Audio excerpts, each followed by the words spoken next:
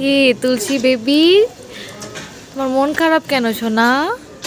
মন খারাপ কেন জিজ্ঞেস করতেছো? মানে বল, আজকে আমি হাত দেখানোর পরে আমার হাতের রেজাল্ট এত বাজে আমার হাতের রেজাল্টের মধ্যে আসছে যে আমার জামাই নাকি কালা হইব, সুদর্শন পুরুষ হইবে না। এইটা শোনার পর থেকে আমি মানে তো একটা জামাই কালা হইলে আরেকটা বিয়ে করবা, যতক্ষণ পর্যন্ত ফর্সা জামাই না পাবা বিয়ে করতে থাকবা, তাই না? এতগুলো বিয়ে কি করে করবা। আরেকটা জিজ্ঞেস করছি যে আমি জীবনে উন্নতি করতে পারবো কিনা। তুমি হবা হইলো কলিযুগের দ্রৌপদী, চাপ। না আধুনিক যুগের দ্রৌপদী। সে আমাকে বলছে যে আমার নাকি ইঞ্জিনিয়ারিং এর ফিউচার অনেক বেশি ভালো, ঠিক আছে? বন্ড।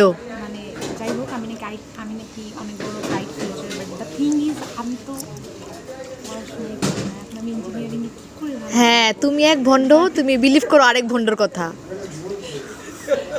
না, আমি বিশ্বাস করতেছি, তার কারণ হচ্ছে আমি ভাবছিলাম যে এটা মনে হয় সত্যি, কিন্তু এইটা যখন আমাকে বলছে যে হচ্ছে আমাকে দেখি ইঞ্জিনিয়ারিং এ অনেক ভালো ফিউচার আর কি, আমি অনেক তখন তোমার চোখ খুলে গেছে।